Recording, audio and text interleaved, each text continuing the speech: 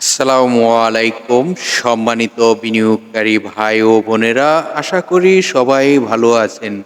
আজকের ভিডিওর টপিকটি ইতিমধ্যে আপনারা স্ক্রিনে দেখতে পারতেছেন।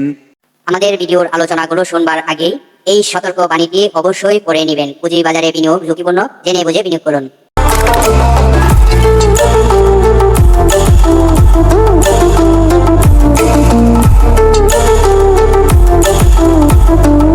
আজকের ভিডিওর টপিকটি আপনারা দেখতে পেরেছেন।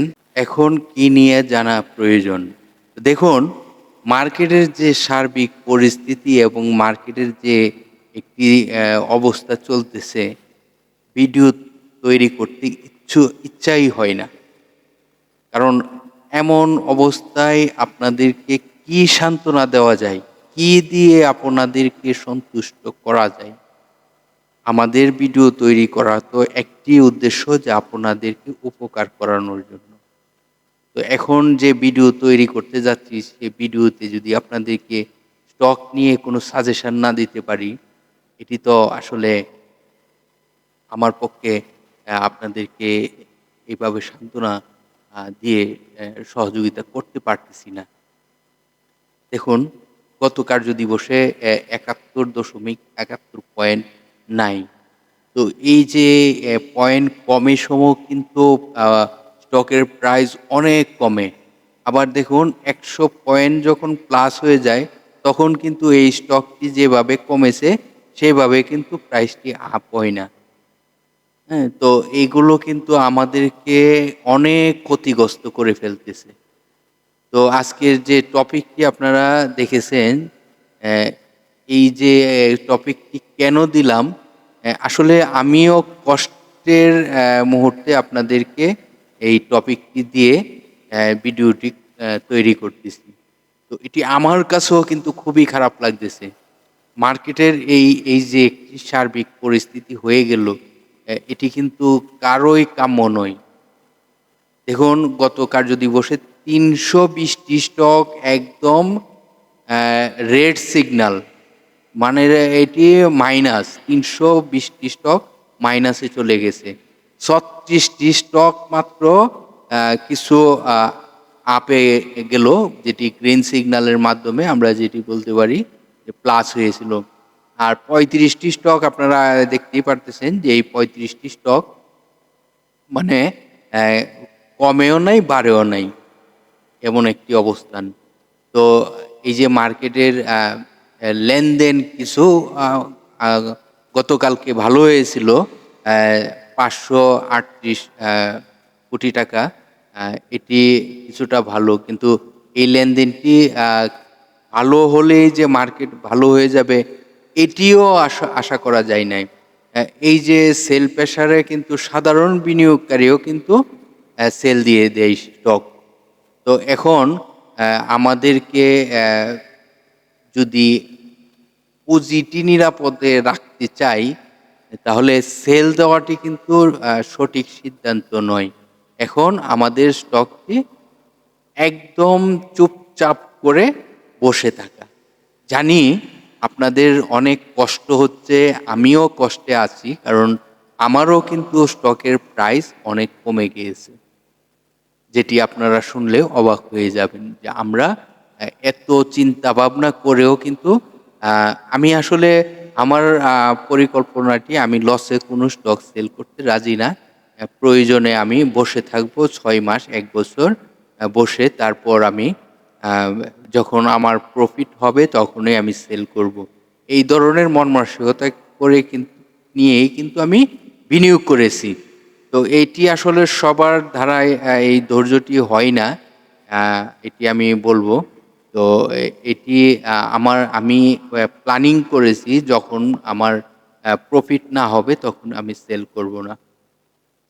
তো মার্কেটের সার্বিক পরিস্থিতি ভালো হোক, সবাই আমরা দোয়া করি, এবং সবাই আমরা প্রার্থনা করি যেন সবার জায়গা থেকে মহান সৃষ্টিকর্তার প্রতি আমরা যেন দোয়া চাই, যে উনি যেন আমাদের প্রতি সহায় হয়।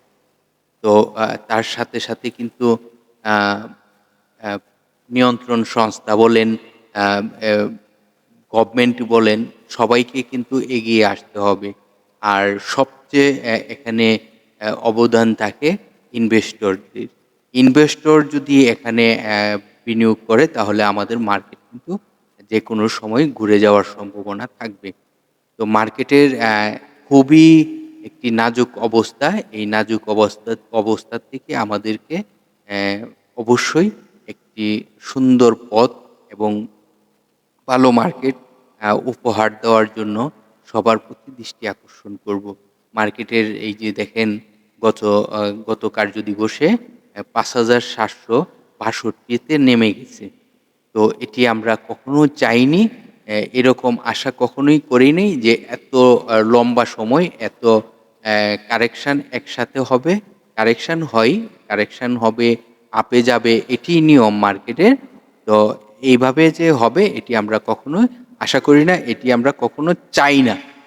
তো আশা করি যার যার অবস্থান থেকে অবশ্যই আমাদের মার্কেটকে অন্ততপক্ষে সাপোর্ট দেওয়ার জন্য এবং মার্কেটকে ভালো করার জন্য সহায়ী হবেন।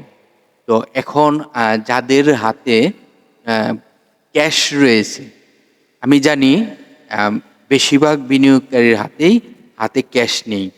তো এখন যাদের হাতে ক্যাশ রয়েছে, যে সকল বিনিয়োগকারীদের হাতে ক্যাশ রয়েছে, ওনাদের প্রতি আমি একটি কথাই বলবো, আপনারা দেখবেন বিগত দিনগুলোর মধ্যে কোন স্টকটির প্রাইস কারেকশন হতে হতে একদম তলানিতে আসছে, সে স্টকটির প্রতি আপনারা নজর দেন।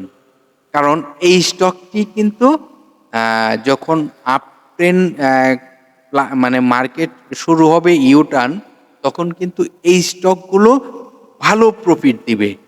এটি আপনারা মনে রাখবেন। আর আরেকটি কথা আপনাদেরকে বলে দেই, যে স্টকটির ন্যাব ভালো এবং যে স্টকটির আয় বিগত দিনগুলোতে আয় প্রকাশ করা রয়েছে, যেটিকে আমরা বলি ইপিএস, এটি দেখবেন কোন স্টকটির ভালো আয় প্রকাশ করা রয়েছে এবং কোন স্টকটির ন্যাব ভালো এবং কোন স্টকটির শেয়ার সংখ্যা ভালো, সেই স্টকটির কতটুক প্রাইস তার নেগেটিভে গিয়েছে, সেই নেগেটিভটি যেভাবে নেগেটিভ হয়েছে সেভাবেই কিন্তু সে আপে যাবে, পজিটিভে যাবে।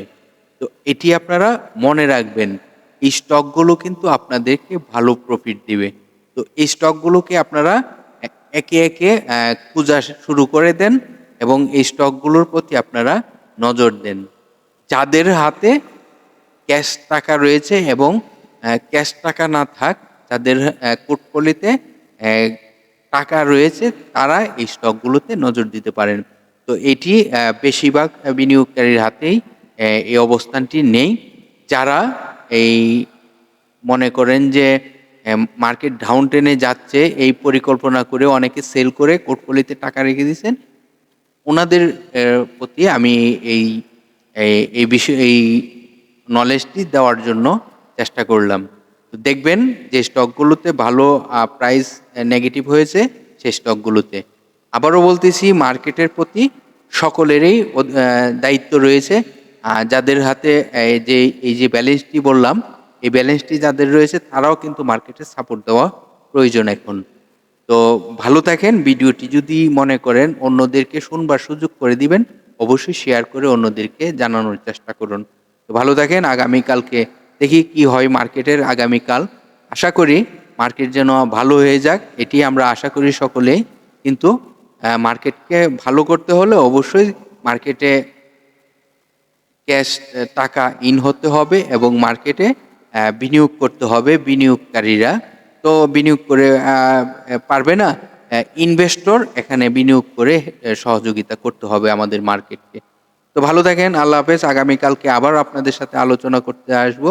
ভিডিওটি কিছুটা বড় হলো, চাইছিলাম না আজকে যে ভিডিও তৈরি করি এবং ভিডিও তৈরি করলেও শর্ট ভিডিও তৈরি করব এইরকম পরিকল্পনা করে নিয়েছিলাম।